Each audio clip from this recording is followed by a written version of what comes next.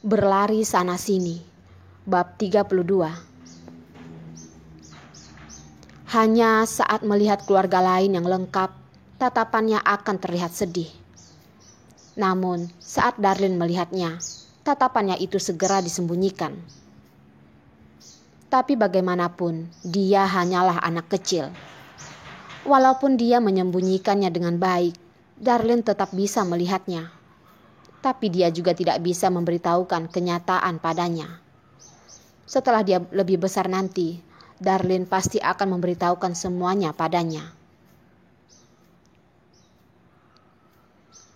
Setelah mobil berhenti di depan pintu rumah sakit Sehati, Darlin pun menyimpan kelemahan di wajahnya.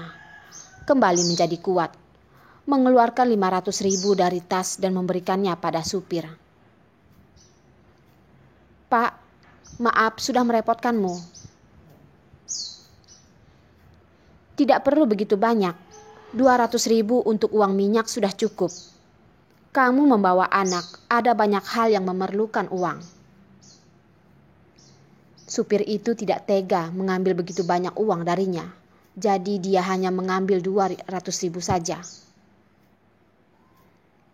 "Pak, tidak apa-apa. Kamu seharusnya menerima ini."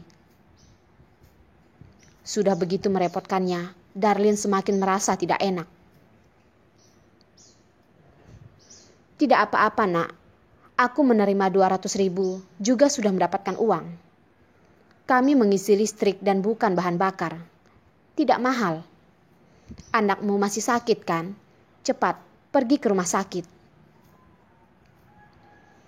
Supir itu sudah hampir berumur 50 tahun.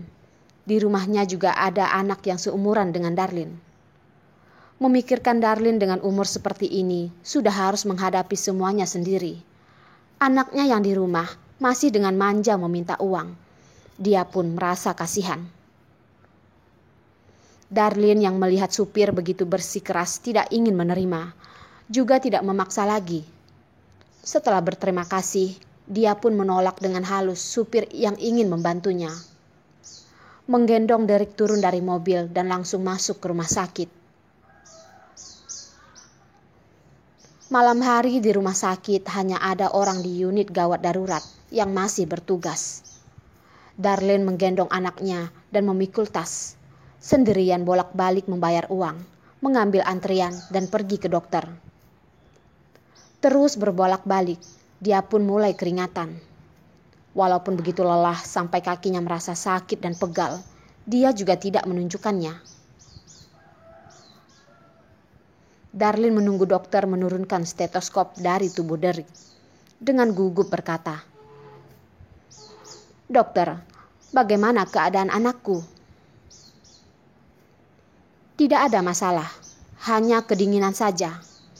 Tubuhnya dari awal sudah lemah, jadi demamnya tidak turun. Disuntikkan obat pereda demam dan juga harus diinfus beberapa hari." Dokter berkata dan berhenti sejenak. Dengan kasihan berkata, "Kamu seharusnya tahu anak ini memiliki masalah jantung kan? Kalau demam harus segera dibawa kemari. Kalau menjadi pneumonia akan sangat merepotkan."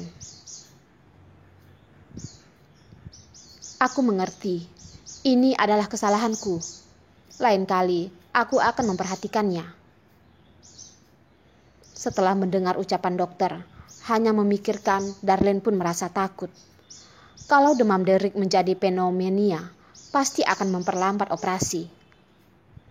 Kalau begitu, ada uang juga mungkin tidak akan memiliki kesempatan lagi. Dokter melihat Darlin yang sudah begitu malam membawa anak sendirian. Dengan keringatan dan tidak peduli istirahat, pun tidak bisa tahan melihatnya. Memerintah suster untuk pergi membantunya. Darlin pun terus berterima kasih, menggendong Derek dan ikut dengan suster ke ruangan. Setelah itu, Derek sudah disuntik dan juga diinfus. Selama proses itu, Derek sama sekali tidak menangis. Saat jarum ditusuk ke tangannya, agar tidak membuat Darlin khawatir, dia hanya mengerutkan dahinya.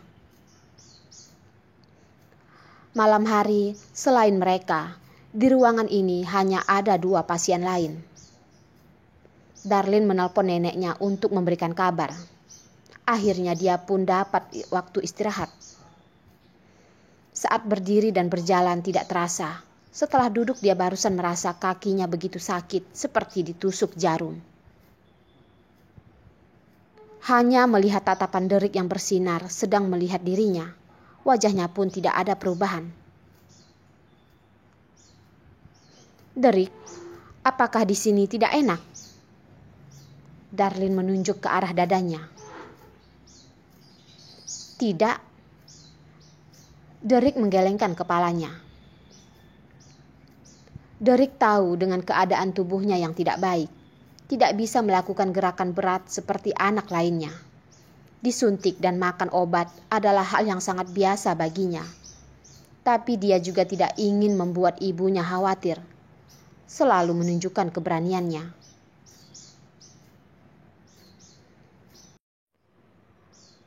Derek masih ngantuk tidak? Kalau ingin minum air atau makan, ingat, beritahu ibu ya. Darlin pun merasa lega. Hanya saja, terkadang dadanya tidak nyaman. Seharusnya itu tidak ada masalah besar. Derek dengan suara lembut dan patuh berkata, Ibu, aku tidak ngantuk dan juga tidak haus. Darlin melihat sebuah harapan di tatapan Derek yang bersih itu dan juga merasa tidak enak. Darlin berpikir sejenak dan mengerti apa yang dia pikirkan. Berpura-pura bertanya, Derek, apakah ibu boleh memelukmu sambil beristirahat? Mata Derek pun bersinar. Padahal dalam hati sangat senang. Tapi wajahnya hanya terlihat malu dan menganggukkan kepala. Darlin tersenyum, melepaskan sepatu, membuka selimut dan mendekatinya. Ranjang kecil setinggi 1,2 meter, berbaring 1 orang dewasa dan 1 anak kecil, menjadi semakin sempit. Mereka berdua begitu dekat, sangat dekat. Begitu dekat, sampai bibir Derek tanpa sadar tersenyum. Mencium aroma ibunya. Hatinya pun merasa tenang. Ini sungguh baik. Darlin dengan berhati-hati menghindari tangan Derek yang terpasang jarum. Bersandar di ranjang dan memeluk tubuh kecil itu di pelukannya. Dengan berhati-hati menyelimutinya. Walaupun Derek demam, tapi juga tidak boleh terkena angin. Wajah Derek yang tembem menghadap Darlin dengan suara kecil bertanya, Ibu, dokter bilang aku harus diinfus beberapa hari. Kalau begitu, apakah dia bisa bersama dengan ibunya selama beberapa hari? Kamu tinggal dengan ibu beberapa hari dulu. Setelah sembuh, baru kita pulang. Darlin juga sedang memikirkan hal ini. Untungnya, dia sudah pindah dari apartemennya Yos. Dan dia juga sudah bertengkar dengan Yos. Untuk sementara, pria itu seharusnya dia tidak akan ingin melihat dirinya. Apalagi sekarang ini, Yos dan Jen masih dalam hubungan romantis. Pasti tidak akan ada waktu. Asalkan lebih berhati-hati, seharusnya tidak akan disadari. Derek dalam hati melakukan gerakan kemenangan. Bagus sekali, ibunya bisa menemaninya beberapa hari. Ternyata sakit juga cukup baik. Paling tidak, ibunya akan menemani di sisinya. Walaupun sangat ingin terus sakit, tapi ibunya pasti akan sangat khawatir.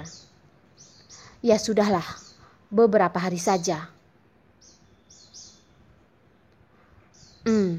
Ibu, aku akan patuh. Derek dengan suara kecil seperti kucing yang takut ditinggalkan. Hati Darlin pun merasa sakit.